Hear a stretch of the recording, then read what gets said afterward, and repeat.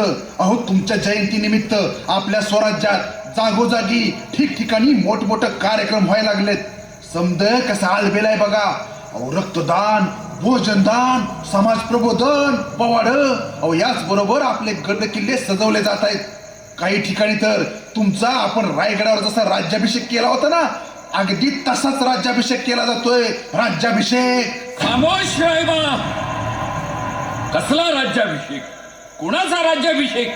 आणि कशासाठी करायचा हा राज्याभिषेक? ज्या रयतेसाठी आम्ही हे स्वराज्य निर्माण केलं त्या रयतेच्या करुण किंकाळ्या ऐकू येत नाहीत का तुम्हाला? का स्वार्थासाठी आणि स्वतःचे खिसे भरण्यासाठी फक्त शिवाजी महाराज की जय म्हणणाऱ्यांमध्ये आता तुम्हीही सामील झाला? आणि काय म्हणालात तुम्ही? स्वराज्यामध्ये अनेक कार्यक्रम सुरू आहेत. कसले कार्यक्रम रायबा? अबलांच्या आक्रोशाचे की बलात्काराच्या चित्कारांचे? आत्महत्या करणाऱ्या शेतकऱ्यांचे की रयतेचे? काहीही झाले तरी चालेल, पण आमची घरे भरली पाहिजेत असे वागणाऱ्या पुढाऱ्यांच्या मदमस्त सत्तेचे? भ्रष्टाचार करणाऱ्या अधिकाऱ्यांचे की गल्ली बोळात होणाऱ्या दादागिरी आणि अन्याय अत्याचारांचे? सांगा रायबा, सांगा कसले कार्यक्रम? आणि काय म्हणालात तुम्ही? आपले स्वराज्य. अहो परस्त्री म्हणजे माते समान. तिला देव्हाऱ्यातल्या देवीची जागा देऊन माते समान पूजत आलो आम्ही. त्याच माय भगिनींना आज भर रस्त्यात, भर चौकात सर्वांसमोर नागवं केलं जातंय. तिची अब्रू लुटली जाते. रायबा, हेच का आपलं स्वराज्य? अहो शेतकऱ्याच्या भाजीच्या देठाला आणि गवताच्या काडीलाही कोणी हात लावू नका. लढायला जाताना शेतकऱ्याच्या शेतातून नाही तर वाटेने जा असा आमचा फौजेला हुकूम. कारण हा शेतकरी म्हणजेच आपला खरा राजा. तो जगला तर सगळे जगतील. पण आज हाच आमचा शेतकरी राजा सावकाराच्या कर्जापायी तर कधी आपल्या लेकरांना खायला मिळत नाही म्हणून गळफास लावून आत्महत्या करतोय. सांगा रायबा, हेच का आपलं स्वराज्य?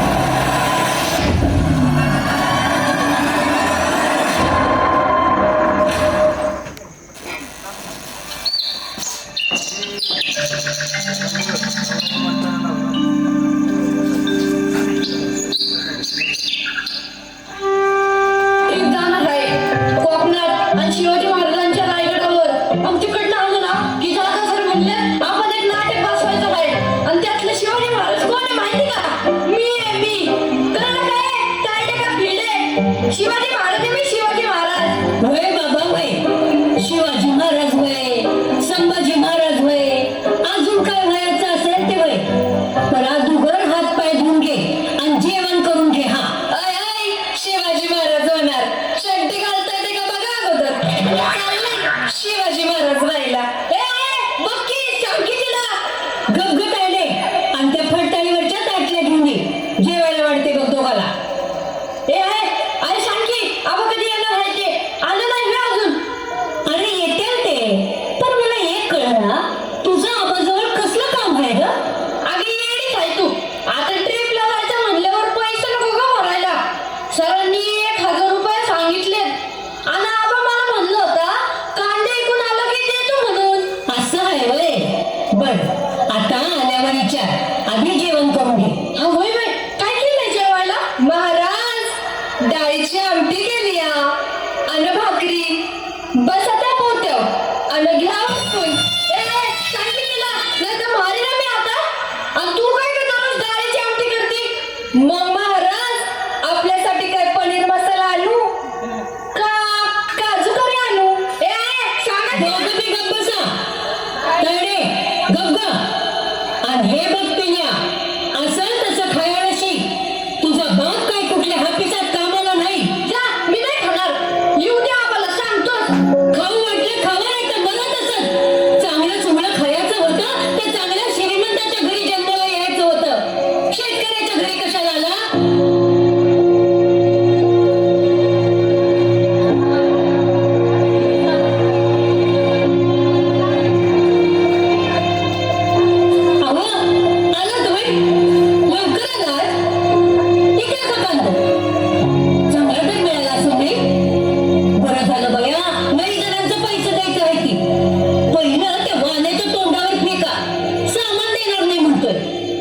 आणि त्या मोठू सहकाराची उधारी बी देऊन टाका. काही साहेब भेटल्या होत्या का बाजारात? भेटून थोडे पैसे द्या म्हणल्या होत्या. अगं मला आज काही येऊ देशील का नाही?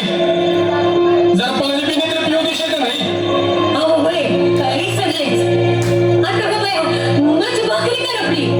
तायडे आबाने बघ अगं जरा पाणी दे त्यातनी. तायडे, अगं शाळेत गेली होतीस का? होय गेले होते. होय गेली होती. मी तिला म्हणलं त्या आईच्या सुरखाकडे जाऊन शिवण क्लास बी शिक. म्हणजे 10वी झालं की तेवढंच आपल्या घराला बी हातभार लागत. आणि पिण्या कुठं आहे? आलं का शाळेतून? होय आला या. आणि काय हो तुम्ही त्याला टेरेसला जायला पैसे देतो म्हणला होय? हा ते आपलं आवा आला होय. कधी आला? इकडे का आणलं पैसा? उद्या सरांनी भरायला सांगितलं आहे ते. अरे पिण्या ते जरा म्हणजे नाही आणलं ना? अरे आणलं पण ए लेकरा, अरे मी काय म्हणतोय, तुला पुढल्या वर्षी ट्रिपला गेलं तर नाही चालणार का रे? मला माहित होतं तुम्ही असंच म्हणणार ते. कधीच काय देत नाही. माझे समजे मित्र दादा आहेत. मी असं नाही. अरे ओ बिनू, अरे आबाकडे आता पैसे नाही ते. आणि मला सांग असतं तर त्याने तुला दिलं नसतं बाय. कपाश येत आहे तुला तरी कुठे काय देतोय तो? तुझी 10वीची पुस्तकं बी त्या शिरमा मास्तरच्या बापाची आहे ती बी जुनी. बाप म्हणून कधीच काय घेत नाही. दुसऱ्याची बाबा किती करतात. पिया गप असतो का आता? नाहीतर थोबड फोडे ना तुझं. हा बोल. तू बी सारखं मलाच बोलत असतीया. नाही आता मी ठेवणारच नाही. जाऊ तिकडं. अरे बिनू, ए बिन्या, अरे बिन्या, ऐक तर माझं. आवा जाऊ द्या. तुम्ही नका त्याच्याकडे लक्ष द्या. भूक लागला तर जेवण आपा. बारका आहे तू अजून. बारका आहे पण अगदी मोठ्यासारखं बोल आणि अगदी खरं खरं बोल. खरंच बाप म्हणून काय करतोय का मी त्यांच्यासाठी? अगं त्याचा साधा 1000 रुपयाचा सुद्धा हट्ट करू शकत नाही मी. आवा आता तुम्ही काय मुद्दाम करताय भाई? आपण शेतकरी माणूस आणि प्रत्येक वर्षी दुष्काळ पडल्यावर काय म्हणा तंगी तर भासणारच ना. खरं आहे तुझं. अगं 4 वर्ष झालं दुष्काळ पडतोय, पाणी नाही. त्या पिकाचं कसं करून कांदा पिकवला तर त्याची मी माती केली या सरकारनं. म्हणजे आपल्या कांद्यावर कवडी भांडवल नाही केला. अगं 5 रुपये किलो सुद्धा त्याला विचारायला झाला. 4 टन कांद्याचं फक्त 20,000 रुपये आलं. आता काय काय भागवायचं का त्यात? अरे माझ्या कर्मा. शेवंते आणि राहिलेल्या कांद्याला बी भाव नाही मिळाला तर बैल विकण्याशिवाय पर्याय नाही ग. अवा असं काय काय नका म्हणू. बैल ऐकून मग करायचं काय? तुमच्या पुरावाने जगला आपण त्यांना. नका नाही बैल नाही ऐकायची. म्हटलं तर माझं मंगळसूत्र आहे का? शेवंते थोड्या दिवसासाठी मी खोटं घालते. पैसा आला का परत करू. बैल ऐकायचं नाव नका घेऊ. चला तुम्ही घर खाऊन घ्या. बैल समजा की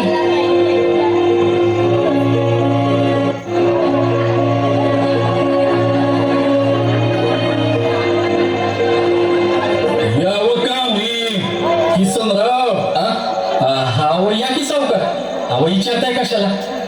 तुमचंच घर आहे की नाही?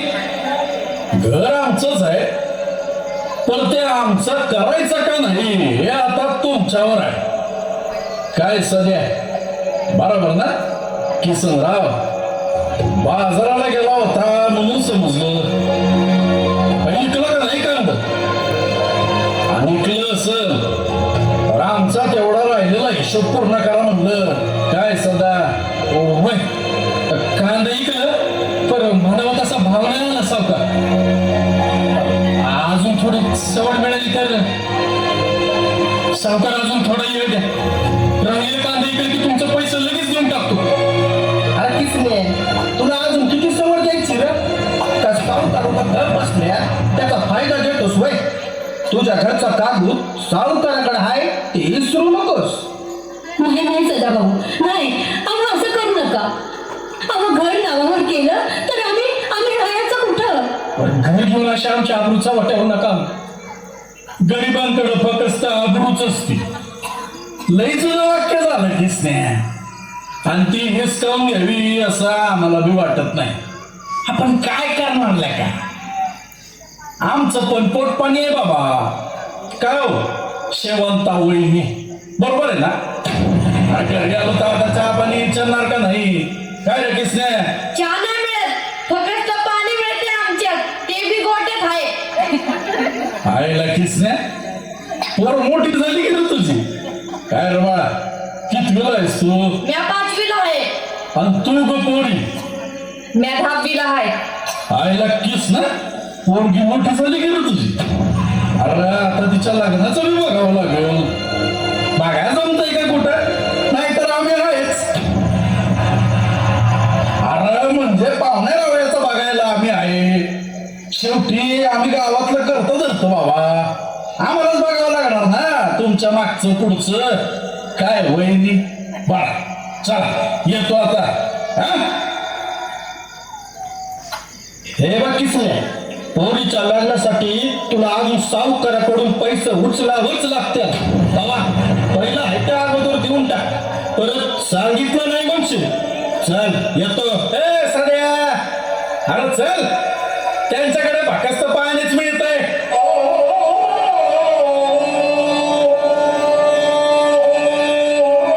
आबा, मला ट्रिपला पुढच्या वर्षी गेलं तरी चालेल, नाही मागणार पैसा म्या.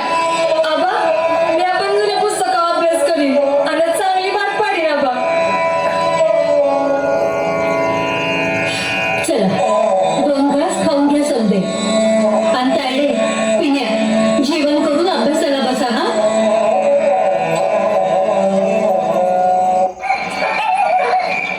हा तायडे ऐक ना, आमच्या मराठीच्या टाकल्या सरांनी आम्हाला एक निबंध लिहायला सांगितलंय. पुढच्या आठवड्यात ते निबंध स्पर्धा घेणार आहे. मी शेतकऱ्यांवर निबंध लिहिलाय. ए तू ऐक ना प्लीज. ए तायडे ऐक की ग, ऐक हो बाबा, तुझं लय असतंय. हा तर माझ्या निबंधाचं नाव आहे मी शेतकरी होणार. लय दिवसानं लय नवसानं लागलंय आभाळ गाया, धरणी आईची माया कशी जाईल वाया. हो हे अगदी खरं आहे. धरणी आईची माया कधीच वाया जात नाही. तिचं आपल्या लेकरांवर खूप प्रेम असतं. या धरणीचं लेकरू म्हणजे शेतकरी राजा, आणि म्हणूनच मी मोठा झाल्यावर शेतकरी होणार. कारण शेतकरी म्हणजे सगळ्यांचा अन्नदाता. तो सगळ्यांना अन्नधान्य पुरवतो. आपला भारत देश हा शेतीप्रधान देश आहे. त्यामुळे शेतकरी आपल्या देशाची आर्थिक स्थिती भक्कम करतो. म्हणूनच मी शेतकरी होणार. अरे भास्कर, भास्कर, याद राख, शेतकरी होशील तर पाय काढून हातात देईल. अरे चोर हो, लुटारू हो, दरोडेखोर हो, पण शेतकरी कधी होऊ नकस. अरे बघतोयस ना, अरे बघतोय ना या शेतकऱ्याची अवस्था, बघतोय ना तुझ्या बापाची अवस्था. नग ना नग, अरे काय पण हो, पण शेतकरी होऊ नका. अरे शेतकरी सगळ्यांना अन्नधान्य पुरवतो, पण त्याच्याच घरात आज सुखाला खायला 2 घास शिल्लक नाही. आणि शेतकरी देशाची आर्थिक स्थिती भक्कम करतो, पण तोच आज 1000 रुपयाला महाग झाला. अरे आपल्या बायका पोराची फाटक्यात कपडे सुद्धा आणून झाकायची लायकी त्याची राहिली नाही. अरे गरीबाकडे फक्त इज्जत आणि आबरूच असते, पण तिच्याकडे सुद्धा या समाजात आराम कोर कावळ्याची वाकडी नजर आहे. आता शेतकऱ्यांनी जगायचं तरी कशाला? अरे काय करू ग,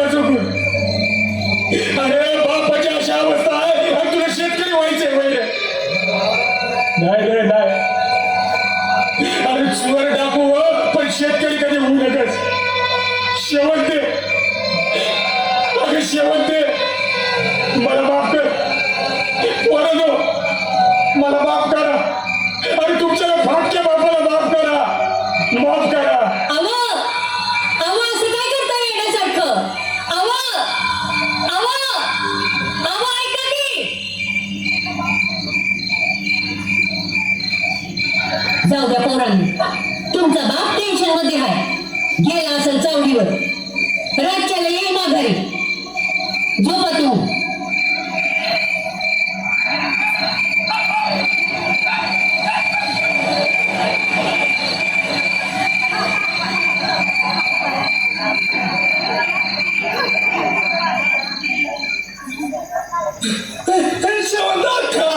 कोण हाय?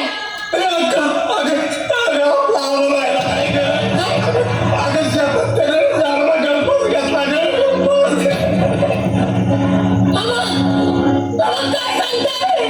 पेन्या, पेन्या काय रे? अहो, काय लवकर? पेन्या!